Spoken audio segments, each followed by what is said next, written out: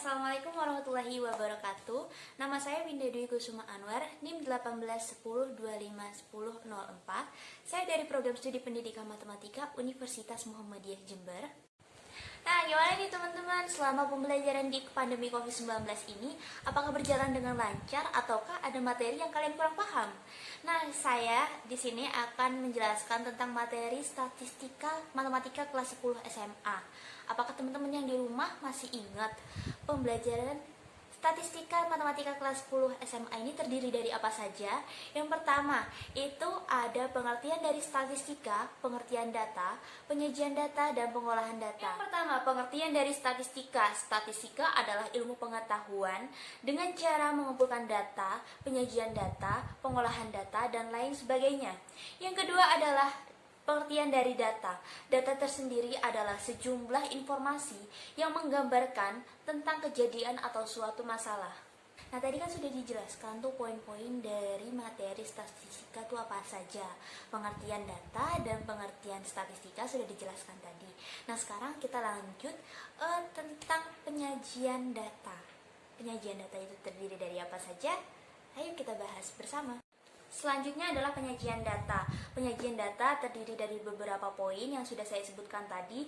Yang poin pertama yaitu bentuk tabel dan diagram, di mana bentuk tabel dan diagram ini terdiri dari beberapa diagram. Yang pertama diagram batang, yang kedua diagram garis, yang ketiga adalah diagram lingkaran. Contoh diagram-diagram tersebut seperti yang ada di atas saya ini. Yang pertama adalah diagram batang, yang kedua adalah diagram garis. Untuk diagram lingkaran ini sudah ada contoh soalnya seperti di atas, dan cara penyelesaiannya sudah saya tampilkan seperti di slide-nya.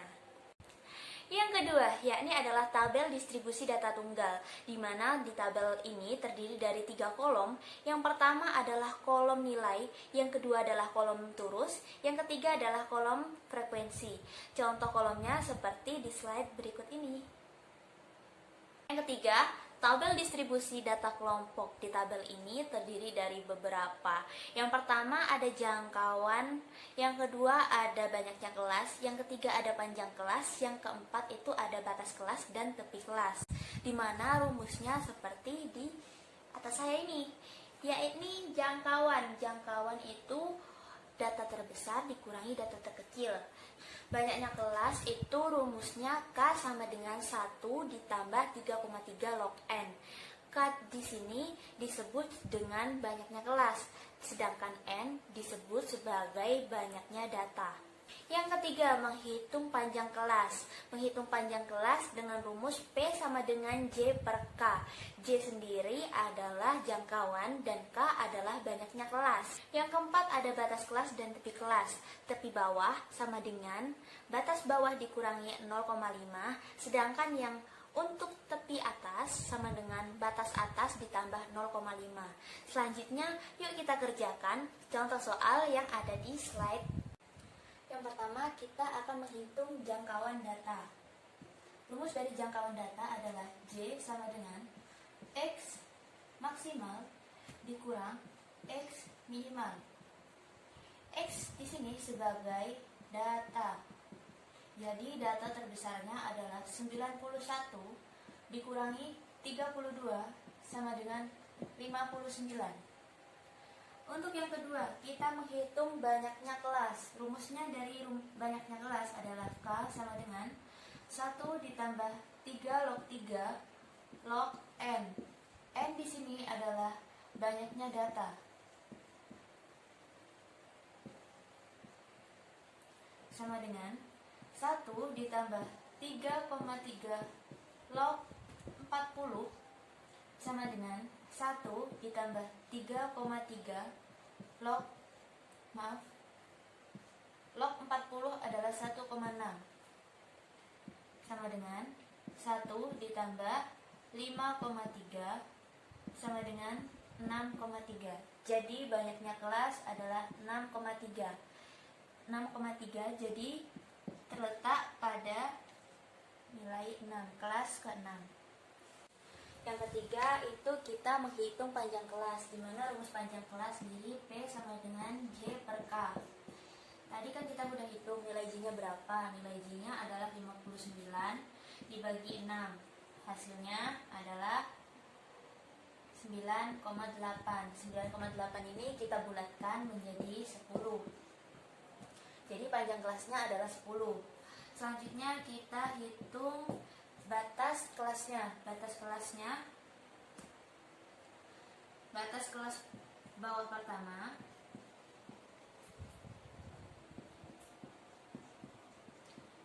kelas bawah pertama itu adalah 32. Untuk batas atas kelas pertama adalah 41. Yang keempat adalah tabel distribusi frekuensi relatif, di mana rumusnya seperti di atas ini, yakni adalah FR sama dengan FI per N dikalikan 100%, di mana FR adalah frekuensi relatif, FI adalah frekuensi data interval, dan N adalah banyaknya data. Nah, di slide atas ini ada contoh soalnya. Gimana pengerjaannya? Ayo kita kerjakan bersama-sama. Nah, untuk menyelesaikan dari contoh soal yang tadi, kita harus mengetahui rumus dari FR tadi, frekuensi relatif. Rumusnya adalah FR sama dengan FI per N dikalikan 100%. N di sini adalah sebagai jumlah dari seluruh frekuensi. Kita langsung saja cara pengerjaannya. Frekuensinya 12/50 dikalikan 100% sama dengan 24. Yang selanjutnya 10/50 dikalikan 100% sama dengan 20%. 20/50 dikalikan 100% sama dengan 40%. Soal selanjutnya 5/50 dikali 100% sama dengan 10%. Yang terakhir 3/50 dikalikan 100% sama dengan 6%. Jadi, nilai dari seluruh frekuensi relatif adalah 100%. Yang keempat adalah tabel distribusi frekuensi kumulatif. Di tabel ini dibagi menjadi dua, yaitu tabel distribusi kumulatif lebih dari dan tabel distribusi kumulatif kurang dari. Contohnya seperti di kedua ini. Yang kelima itu ada histogram, poligon, dan ogive, di mana yang histogram itu adalah data yang disusun dalam tabel distribusi frekuensi yang disajikan dalam bentuk diagram. Histogram ini memiliki bentuk seperti diagram batang dengan sisi yang berdekatan saling berhimpit. Sedangkan poligon merupakan titik tengah dari bagian sisi atas persegi pada histogram yang dihubungkan dengan menggunakan garis. Nah, di atas ada contoh soal tentang histogram dan poligon. Bagaimana cara pengerjaannya? Yuk kita kerjakan bersama-sama. Nah, ini adalah grafik dari histogram, di mana grafiknya itu seperti diagram batang yang saling berhimpit. Ini kita sebut sebagai histogram ya. Histogram. Kalau poligon seperti apa? Poligon itu adalah titik tengah dari sisi-sisi diagram batangnya ini. Di tengah. Tinggal kita tarik garis untuk di bagian tengah dari diagram batangnya ini. Nah, selesai. Ini adalah poligon. Nah, jadi bentuk grafik dari poligon dan histogram seperti ini. Nah, yang selanjutnya yaitu ogive. Ogive ini dibagi menjadi dua, yaitu ogive positif dan ogive negatif. Contoh ogive positif dan negatif seperti di atas dan di samping saya ini. Yang di atas adalah contoh ogive positif dan di samping saya ini adalah ogive negatif. Jadi untuk adik-adik, kalian bisa membedakan ogive positif dan negatif seperti yang di atas dan di samping saya ini. Jadi diperhatikan benar-benar ya. Yang selanjutnya kita beralih topik, yakni adalah pengolahan data. Pengolahan data itu terdiri dari beberapa. Yang pertama itu ada mean atau rata-rata. Yang kedua itu ada nilai tengah, median.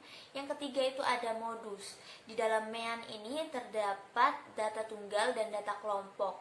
Selanjutnya juga begitu, di median juga terdapat data tunggal dan data kelompok. Di modus juga begitu, data tunggal dan data kelompok. Nah, untuk rumus-rumus mean, median, dan modus seperti slide yang sudah saya tampilkan ini, bisa diperhatikan baik-baik ya teman-teman, atau bisa kalian catat rumus-rumusnya. Untuk teman-teman yang di rumah nih, apakah masih ingat dengan pembahasan selanjutnya itu apa? Ya betul, pembahasan selanjutnya adalah ukuran penyebaran data dan letak data, di mana ukuran penyebaran data dan letak data ini terdiri dari beberapa poin loh. Yang pertama adalah kuartil, kedua desil, ketiga presentil, empat simpangan rata-rata, dan yang terakhir adalah simpangan baku atau standar deviasi. Gimana sih rumus-rumus dari kelima poin tersebut? Kita cek di slide berikut ini ya. Ini dia teman-teman rumus dari kuartil dan desil, di mana kuartil terdiri dari data tunggal dan data kelompok. Desil juga begitu, terdiri dari data tunggal dan data kelompok. Jadi teman-teman bisa catat ya rumus-rumus yang ada di atas saya ini. Nah ini teman-teman rumus dari presentil dan simpangan rata-rata seperti yang ada di atas saya ini ya. Dan rumus yang terakhir adalah simpangan baku atau standar deviasi. Rumusnya seperti yang ada di atas saya ini.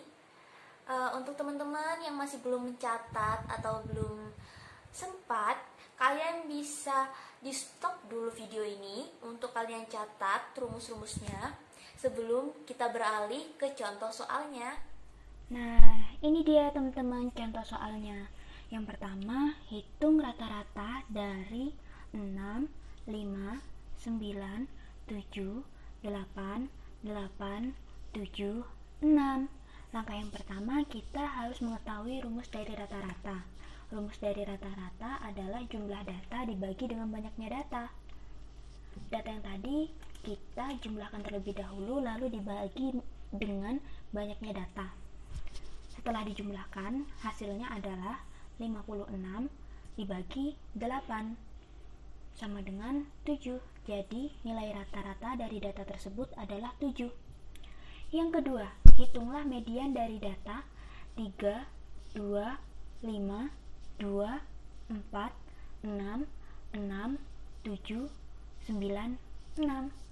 Langkah yang pertama, kita harus mengurutkan data terkecil hingga data terbesar. Seperti yang ada di slide ini ya, sudah diurutkan. Setelah diurutkan, kita mencari nilai tengahnya. Nilai tengah dari data tersebut adalah 5 dan 6. Jadi, 5 ditambah 6 dibagi 2, hasilnya adalah 5,5. Jadi, nilai median dari data tersebut adalah 5,5. Yang ketiga, tentukan modus dari data berikut. Di sini sudah ada tabel ya. Kita lihat, modus di data tersebut adalah di nilai frekuensi 13. Jadi interval datanya kita ketemu di data 90 sampai 94. Nah, modusnya terletak pada interval kelas 90 sampai 94. Selanjutnya kita mencari TBK. TBK itu apa sih, Kak? TBK itu adalah tepi bawah kelas. Nah, tepi bawah kelasnya kita ketahui adalah 90. Dimana kalau mencari TBK itu 90 dikurang dengan 0,5 sama dengan hasilnya adalah 89,5. Selanjutnya mencari P. P adalah panjang kelas. Panjang kelasnya kita hitung banyaknya data 90 sampai 94. Kita hitung ya, 90, 91, 92, 93, 94. Nah, jadi panjang kelasnya itu ada 5. S1 ini apa sih, Kak? S1 ini adalah frekuensi modus. Frekuensi modus dikurangi dengan frekuensi sebelumnya. yakni 13 dikurang 7 sama dengan 6. S2 adalah frekuensi modus dikurangi dengan frekuensi sesudahnya, yakni 13 dikurang 10 sama dengan 3. Jadi S1-nya adalah 6, sedangkan S2-nya adalah 3. Langsung kita masukkan pada rumus modus. MO sama dengan TBK ditambah buka kurung S1 per S1 plus S2 dikalikan dengan P.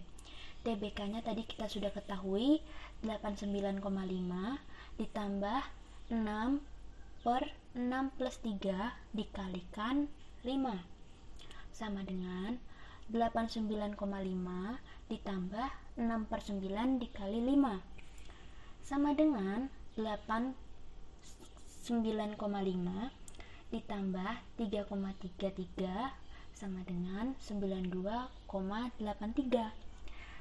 Jadi, nilai modus dari data tersebut adalah 92,83.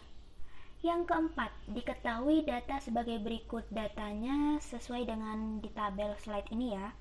Tentukan nilai dari Q2, D9, P60.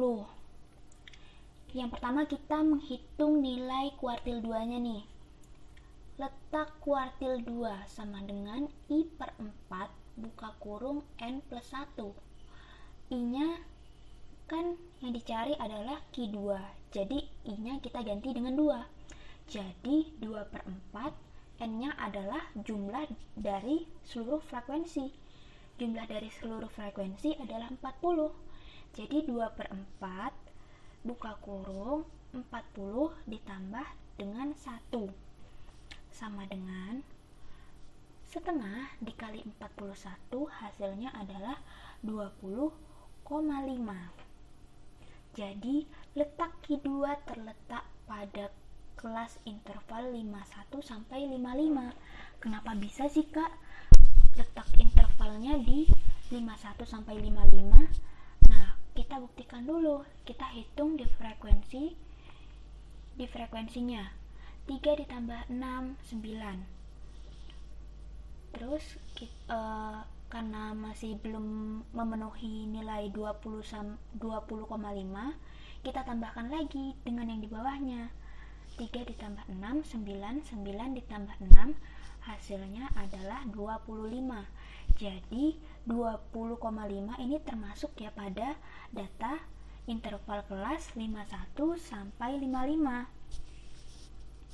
Nah, dari tabel kita peroleh data. N-nya adalah 40. TBK-nya, Kak, kok bisa sih TBK-nya hasilnya 50,5? Nah, 50,5 ini terdapat pada nilai 51 dikurangi 0,5, di mana hasil TBK-nya adalah 50,5. Begitu juga nilai P-nya sama di penjelasan sebelumnya. P ini adalah panjang kelas, yakni 9. FK ini apa Kak? FK ini adalah frekuensi kumulatif sebelum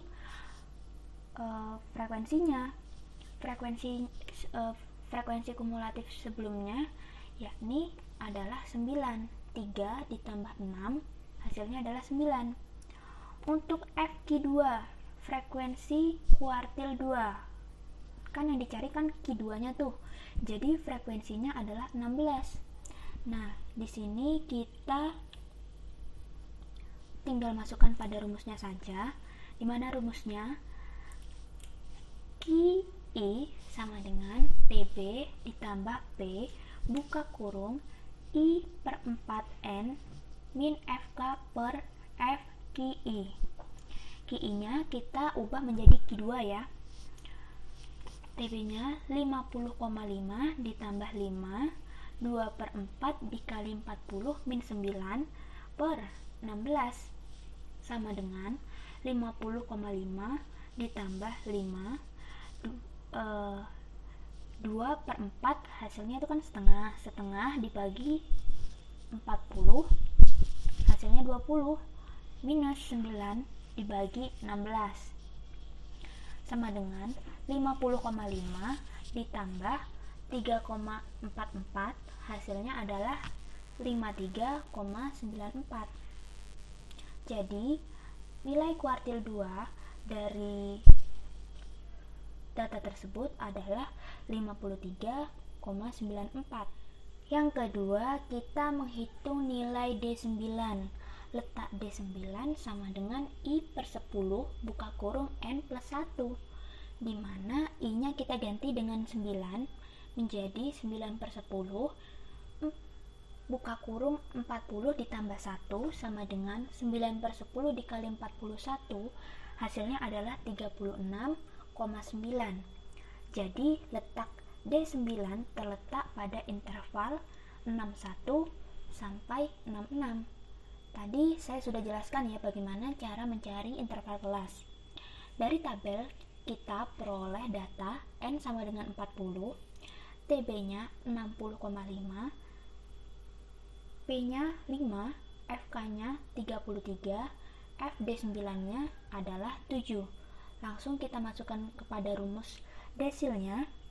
D9 sama dengan 60,5 ditambah 5 buka kurung 9 per 10 dikali 40 dikurangi 33 per 7 sama dengan 60,5 ditambah 5 buka kurung 36 dikurangi 33 dibagi 7 sama dengan 60,5 ditambah 2,14, hasilnya adalah 62,64. Jadi desil 9 hasilnya adalah 62,64. Yang selanjutnya adalah kita mencari presentil 60, nilai presentil 60.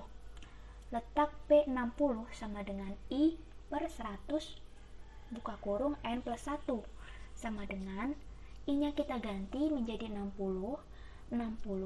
per 100 buka kurung 40 plus 1 sama dengan 60 per 100 dikali dengan 41, hasilnya adalah 24,6. Jadi letak presentil 60 terletak pada kelas interval 51 sampai 55. Dari tabel kita peroleh data N sama dengan 40, TB-nya 50,5, P-nya sama dengan 5, FK-nya 9, FP60-nya adalah 16. Tinggal kita masukkan rumus presentilnya.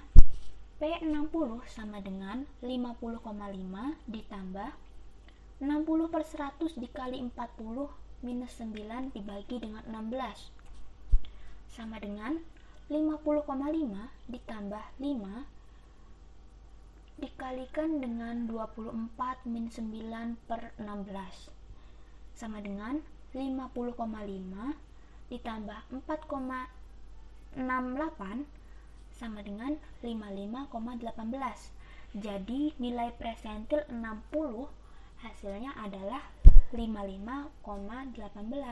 Sekian penjelasan materi tentang statistika matematika kelas 10 SMA. Saya yakin apa yang saya sampaikan ini dapat bermanfaat bagi Anda sekalian. Asalkan kalian bukan hanya melihat videonya saja, tetapi kalian menerapkan dan mencontohnya.